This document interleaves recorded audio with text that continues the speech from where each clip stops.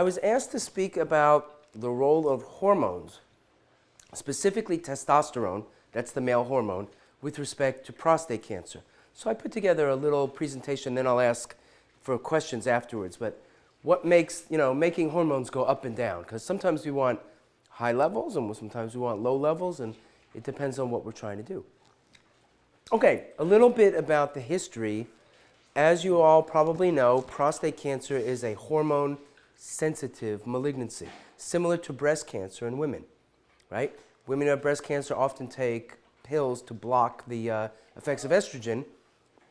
When it comes to prostate cancer, in the mid-1850s was when science first started to understand that the prostate could become cancerous. 1941 was a banner year in prostate cancer treatment. You see, it's almost 100 years, but two urologists would eventually go on, well, two researchers went on to eventually win the Nobel Prize for discovering that castration would shrink prostate cancer. Don't forget, there was no PSA back then. There was no, you only knew somebody had prostate cancer by doing a prostate exam, and it felt hard, and there were all these spots on people's bones in or throughout their organs. Most prostate cancer was diagnosed late stage. So this was a huge advance forward. If you remove a man's testicles, now obviously that drops his testosterone level because the testicles produce testosterone. In 1967, they came out with a pill instead called DES, diethylstilbestrol. It was first used, but then was later to have cardiovascular risks for men, and is taken off the market. It's still available in Europe, and there are some studies about very low-dose DES, but for the most part, it's considered unsafe to give men because of the cardiovascular risk. In 1979, Lupron came on the market. It was an injection that would shut your testicles down, what they sometimes call chemical castration. Now, the chemicals don't work as well as actually removing your testicles, but it does a good job, 90% of the job of getting your testosterone down. In 1989, pills were used to block testosterone because researchers found that 85 to 90% of the testosterone in a man's body comes from his testicles, but another 10 to 15% come from the adrenal glands, two glands that are on top of the kidneys.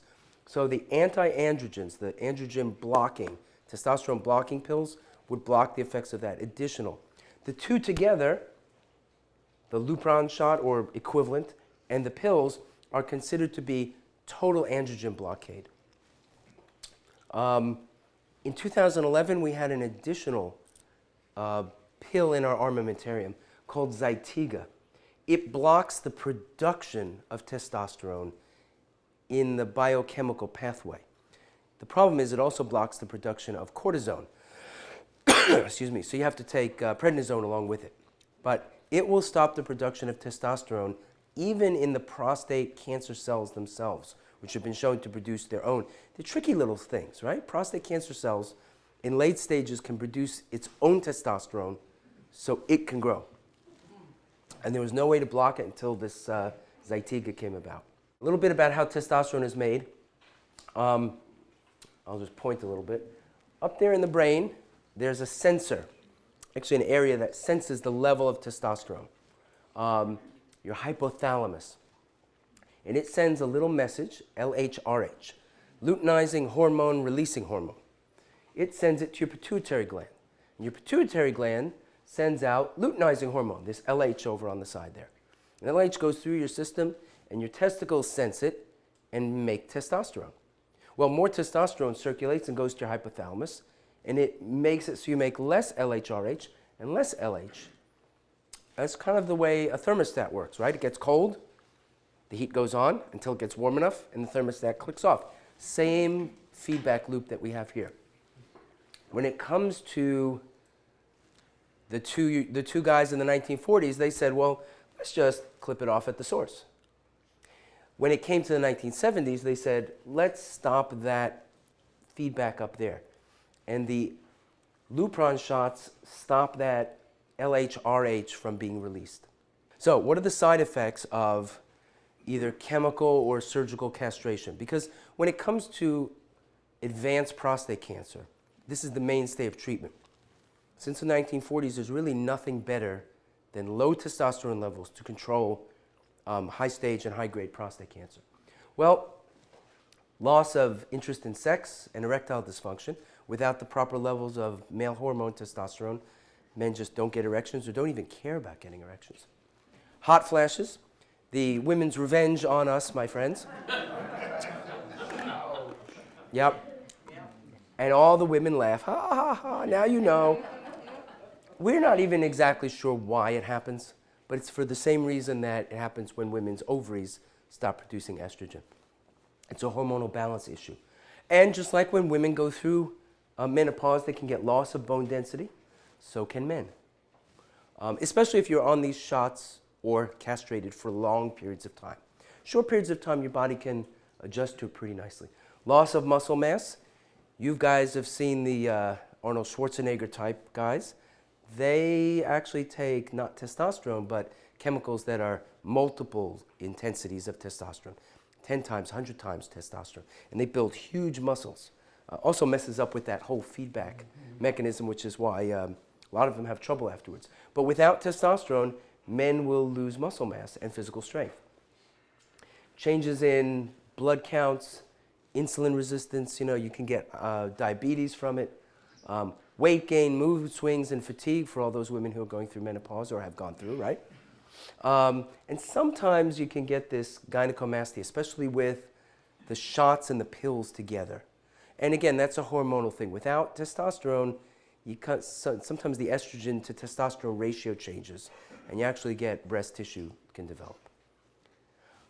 Usually at the beginning of a man's course of prostate cancer, as it progresses, usually in the beginning it's very sensitive to the hormones. And as long as it stays sensitive to the hormones, it can be controlled. Because of some of these side effects that you saw on the previous slide, I like to have my men do what's called intermittent therapy.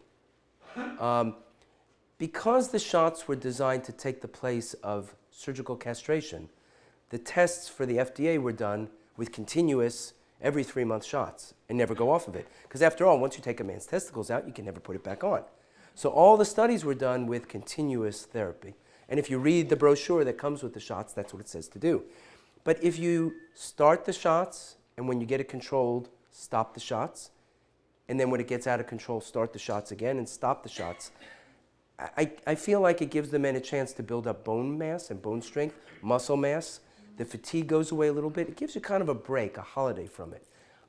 As long as it stays sensitive, we can continue to do that. The problem is, as the disease progresses, it becomes less and less sensitive. When it's not hormone sensitive, we're really stuck with just a few options. There is a vaccine called Provenge, which was approved a few years ago by the FDA.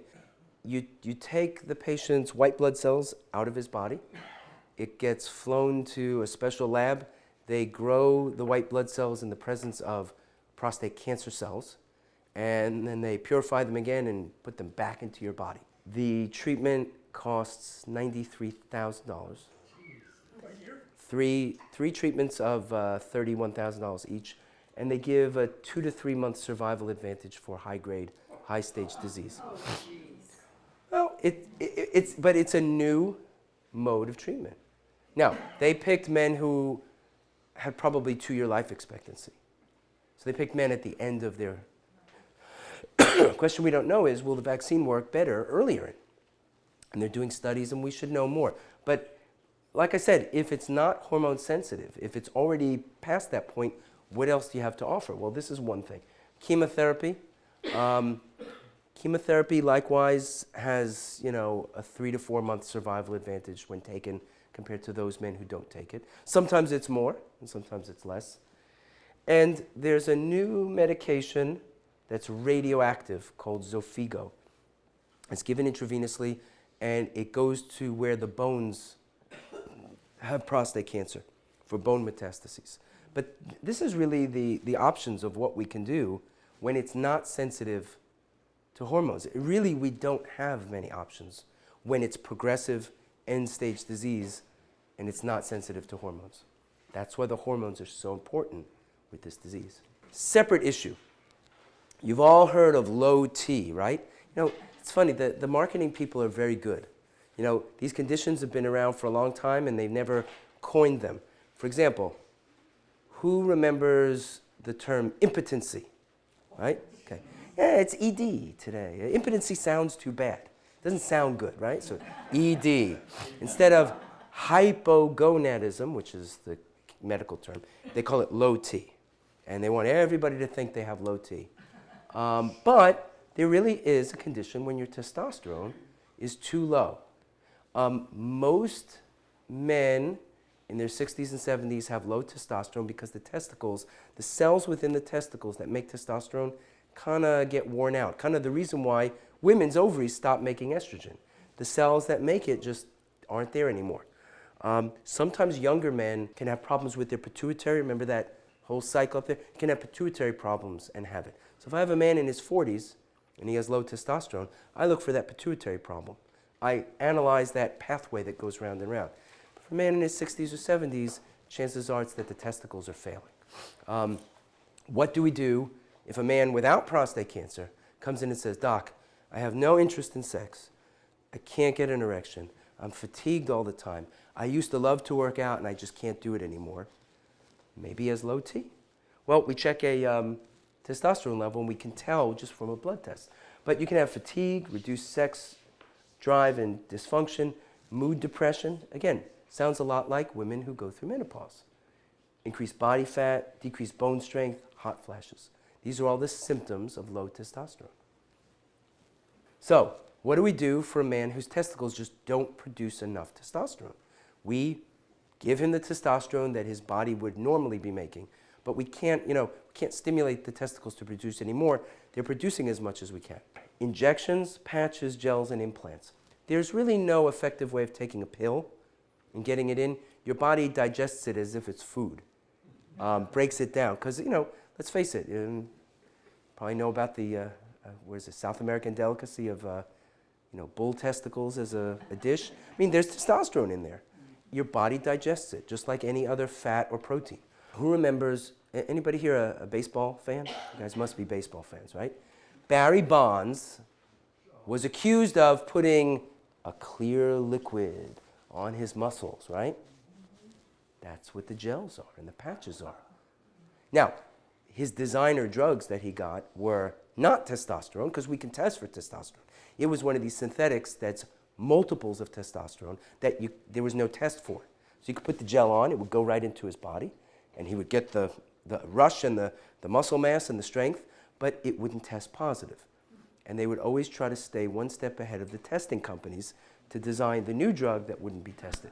But that's how you get it in. You got to get it into the skin somehow. So injections in the buttocks or in the leg. I just saw a man today who was giving himself injections every 10 days. Monitor his levels. The problem with injections are the levels go way up and then they come way down. If a patient comes into the office, we usually give them injections every 2 to 3 weeks. But that means the day or two after the injections, his level is way high, and then over time it goes down. So that's why we prefer patches or gels. Implants are little pellets. Very fascinating. The problem with the gels and the patches is only a certain amount goes through your skin. Let's face it, your skin was designed to protect you from the outside world. It's not permeable. It keeps the outside world out. So you're putting something on your skin, you're hoping it gets in, you're fighting your body's design. An injection is a needle that pierces the skin. These little implants are little pellets that you make a tiny little incision, you put them under the skin and they dissolve over time. With the patches and the gels, you can only get a level up to a certain amount. With the injections and the implants, you can actually get a higher level. The problem with the injections are, like I said, it's a roller coaster, up and down. The implants tend to keep you very stable because they're time released. The problem with it is the problem with a lot of things, and that is insurance companies often don't like to pay for it. But on those who can, I have very satisfied patients who didn't really get good levels with the patches or the gels and do really well with the implants. It's a procedure done in the office every 3 to 4 months, because every 3 or 4 months they need to be added more because the levels go down. Okay, so there's a lot in the news about testosterone replacement therapy. What are the risks? There's a risk to everything you do, right? Prostate, benign and malignant, are hormone sensitive. So men with higher testosterone levels tend to have bigger prostates. As we learned from The 1941 researchers, the lower testosterone levels make the prostate cancer shrivel up and shrink. The higher testosterone levels will make the prostate cancer grow faster. If the levels get too high, they can cause problems with the liver, problems with high blood counts. Oh, by the way, the guy who was giving himself the injection every 10 days, he was very attuned to this. He said, I know it's not outside the normal level, but this is the highest my blood count has been. What should I do? And his level was also a little bit high, so we cut his level down a little bit. But I said, the answer is easier than you think. Go to the blood bank and donate blood. It's good blood, you're just overstimulating your bone marrow. The problem is if your blood count gets too high, you have problems with circulation and you can get sludging of the blood, and strokes, and blood clots in the legs. So that's why we have to watch out for that. Sleep apnea, again, with the blood count that's too high, you can get sleep apnea. Congestive heart failure. Cardiac events. This is the one that's made the news the most. There was a study published in the Journal of the American Medical Association. It was a study from the VA system, which makes me suspicious from the start. Well, let me tell you what they did.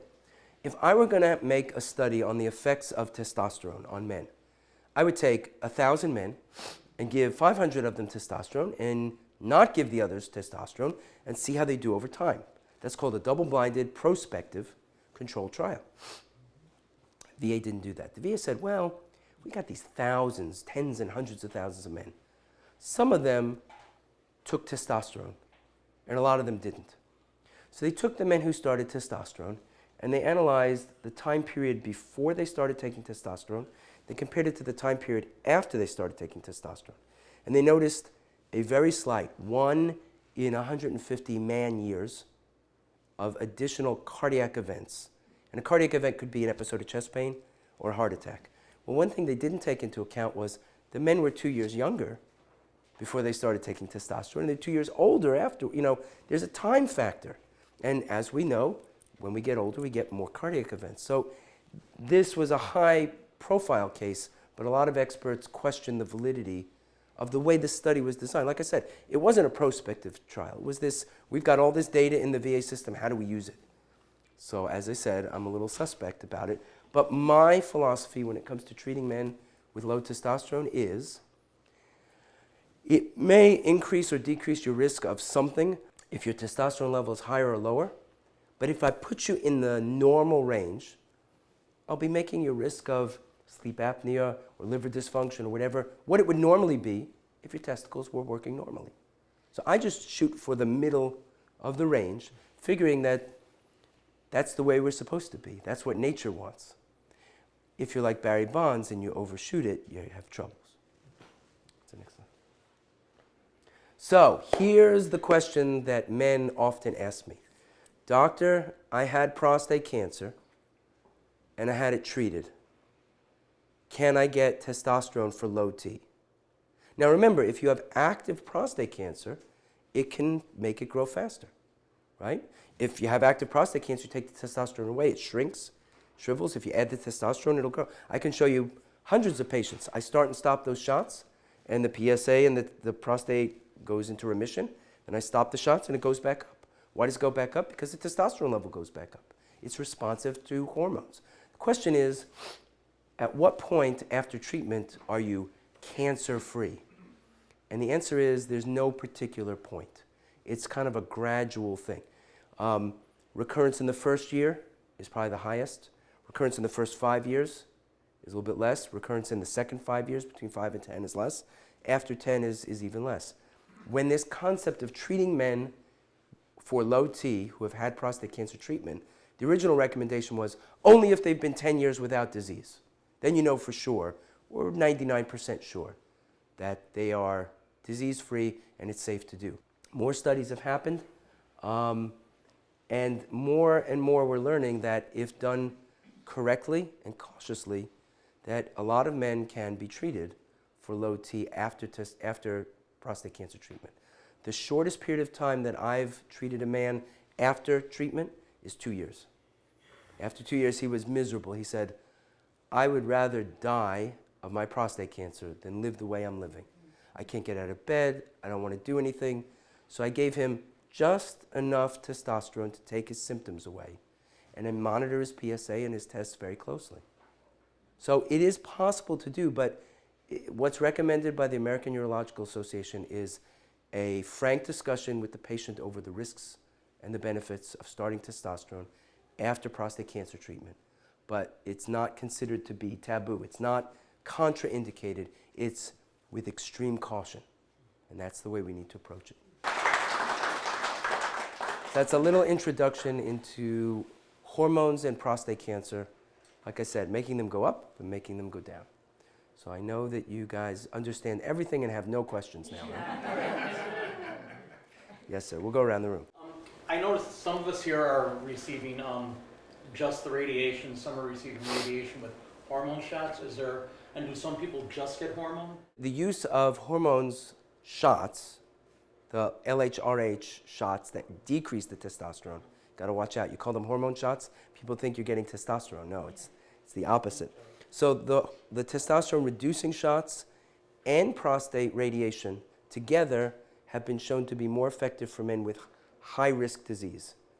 High-grade disease, if the PSA is high. There's certain criteria where studies show that 2 to 3 years of the hormone shots during and after the radiation yields a better result than the radiation by itself. The other half of the question is, do some men just get hormone shots? Sure. I have plenty of 85-year-old men who say, I don't want radiation, I don't want surgery, keep me on the golf course. So we give them shots, and we do that intermittent. You know, we give them shots, the PSA drops down, we stop the shots, the PSA slowly rises up. When it gets to a point we're not comfortable, we start the shots again. Or there's some people who just stay on it. Let's say you've already had surgery or radiation, and the PSA starts rising after treatment. What do? This is one way to control it. And it becomes a different strategy.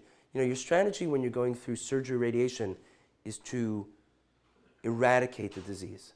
Sort of like if somebody has pneumonia. Pneumonia is a lung infection. You want to get rid of it. You want to take antibiotics and it's gone. But if somebody has diabetes, you never get rid of it. You just control it. And if you control your diabetes well enough, it's almost like you don't have it. If instead of treating prostate cancer like an infection, like pneumonia, you treat it like diabetes. You say, we can't get rid of it, we tried, and we're just going to keep it controlled. And if you keep it controlled, and you go through your business and go through your life and you don't have problems from it, it's almost like you don't have it. Not quite. So, there you go. Just how uncomfortable are the Lupron side effects? The Lupron side effects, how uncomfortable. I get some men who barely even know they're getting them, and some men who claim they wake up in the middle of the night dripping in sweat. It's sort of like when women go through menopause. Some women go through and they say they really didn't have much of anything, and some are miserable. So it's very variable. As one might expect. Yes, as one would expect. Yes, sir. Yes, sir. When I was getting the radiation, I got the shot. Right. And but we stopped. So how were the side effects? Share with your... It wasn't bad. With me, it was... Right. I went through it fairly well, but I only got the shots when I was getting the radiation. Right. But when I finished the radiation, I had like a 0.009. Right. And that's 2 years ago. Right. A Now- year ago, that's gone to 0.2, and then I just had a PSA that was 0.3. Now, is that a progression that you would worry about? That's a good question. What happens after radiation is we hope the PSA stays low. We look for the lowest level of PSA, something called the nadir, N-A-D-I-R. If the nadir level of PSA is less than 2.0, it's considered good. If it's less than 1, it's considered very good. If it's less than 0.5, it's considered excellent. You're in the excellent group because you're down there, down low. So it's good, but what we look for is a rise in PSA over time. The American Society of Radiation Oncology says that 3 PSAs in a row that are up. So you had a 0.2? At a 0.009. Yeah, but that was probably under the effects of the hormone shots. So we want to see what it's like. 0.2 to 0.3 is a 1/10 of a point increase. That may actually be within the tolerance of the test. But what you really need to see is 3 definite points that are up from the baseline. 0.3, if it goes to 0.5 and 0.7 and 0.9, now we have something that we need to be concerned about. Then we'd start the shot. Then we might start the shots. Or we might look for Has it spread somewhere? There are different things we can do. Hopefully we don't get there. Look for what? Where it spreads to. Bone metastasis is the basic thing we look for. Yes, sir. I've been on hormones, it'll be 2 years in March. And I went through all those things. But it's not that bad, it's better than the alternative. And you have to walk to maintain. Right.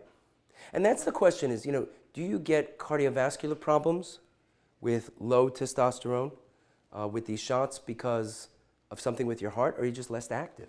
Are you just not as... yourself to be active. Right. And I think the men who are active, look, you guys are fortunate. You live in a very active community here. You can be active all year round. There's a million activities in every one of these retirement communities. If somebody says, I'm bored and I don't know what to do, they just want to watch TV all day. That's what they want to do. That's So, the problem. With yeah. the hot flashes. Not too bad, huh? Oh, Terrible? but, See, one man says it wasn't so bad. One man says it was terrible, but I do it anyway, right? I get about 5 of them a night. Yeah. I didn't really have any. See, very variable. So, any more questions? Yes, sir. I didn't really understand about testosterone, Dr. Taub. When you say very low. You want to see the formula? I can show. No. I That'll help you. understand. You're a very good teacher. But I wonder why, if you're diagnosed with low testosterone, and knowing what effect it has, if you have the propensity to develop this kind of cancer, why would you even go to the shots or whatever? Why? Because the side effect. Well, first of all, what percentage of men will develop prostate cancer in the United States? Does anyone know? 100% of those sort of things. About 12%. So that means 88% of men won't.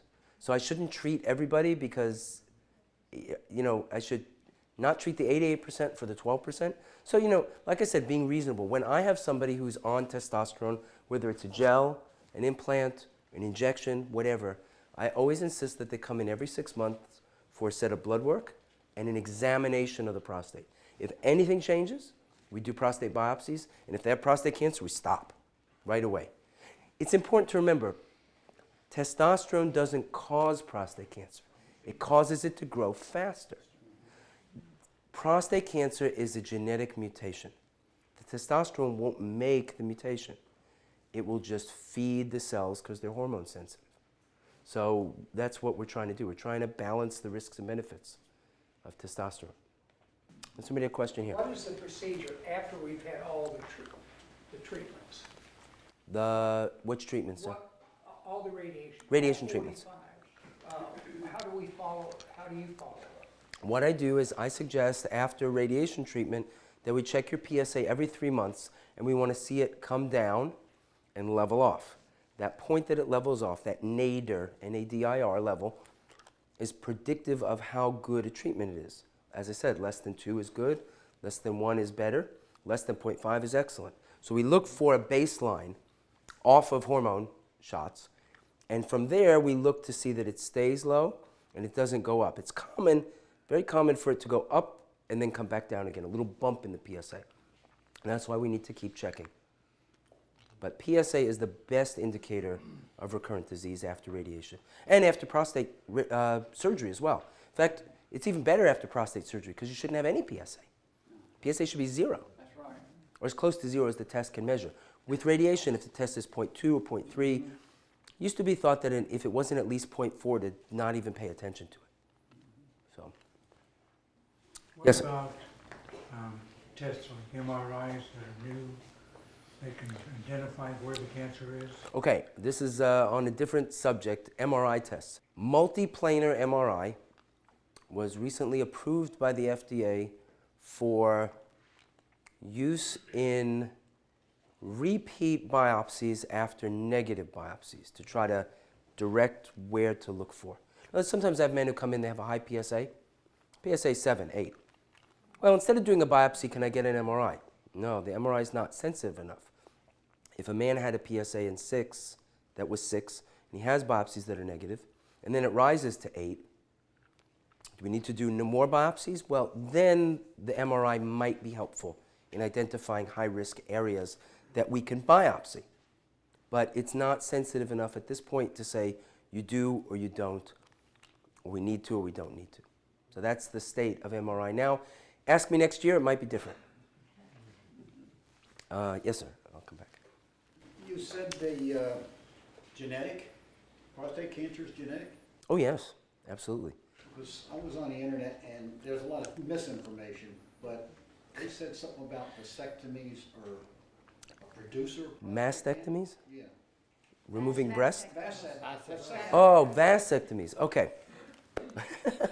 Okay, another subject. Okay. Who knows what a longitudinal study is? The Framingham longitudinal study is probably the one that's most well known. Framingham, Massachusetts. They enrolled hundreds of thousands of people and followed them over the course of their life. Framingham study is actually how we learned that high cholesterol leads to heart disease. And in the study, they lowered people's cholesterol and found that they had lower risk of heart disease. So they're very powerful. In one of these longitudinal studies, 40 years ago, they noted that men who had vasectomies had a higher rate of prostate cancer. And they kind of scratched their head and said, how is this possible? What's the connection? Couldn't figure out a mechanism. And the problem is that there were many confounding variables. Well, men who have had vasectomies already have relationships with urologists and are more likely to get their prostate checked and therefore more likely to be diagnosed with prostate cancer. So there are many things. So about 12 years ago, there was a study done that was published in the New England Journal of Medicine that was a prospective, blinded, controlled study. Obviously, the men knew if they had vasectomies, but the people doing the numbers didn't. It was blinded to them. And it proved conclusively that there's no connection. When one's on Lupron, how often do you have to do a follow-up prostate biopsy to keep a check on it? If someone's on Lupron, how often do you have to do a follow-up biopsy? If Lupron is the method of treatment, man is 85 years old and says, I don't want prostate surgery, I don't want radiation, just keep it controlled. I generally don't do further biopsies because I already know what the disease is. I just want to keep it controlled. And I'll use the PSA as a barometer, as a kind of a blood pressure measure of how we're doing. So I generally don't do repeat biopsies. After treatment of prostate cancer, we use Viagra, Levitra, Cialis, and a new drug called Stendra. They're all pretty similar all the time. What they do is they amplify the nerve signal to the blood vessels. So if you've had surgery and the nerves have been partially disrupted and you get partial erections, the Viagra, Levitra, Cialis will help that. If you've had radiation and the nerves, they run right on the outside surface, like wallpaper. Except instead of wallpaper on the inside of the wall, it's wallpaper on the outside. So the nerves run right on the surface. They receive a full dose along with the prostate. Not initially, but over time, they have trouble conducting their impulses. So you'll get decreased nerve conduction, and the signal to open the blood vessels is decreased. The Viagra and Levitra can help compensate for that. Now, if you're taking these Lupron shots, all bets are off. Viagra's probably not going to do anything. I've had one man in my almost 20 years of practice who was still sexually active on Lupron shots. He was a tough guy. Okay, well, thank you very much for having me. I appreciate it.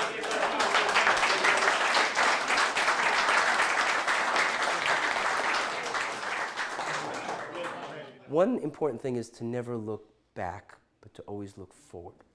Because you can't change the past, but you can change the future.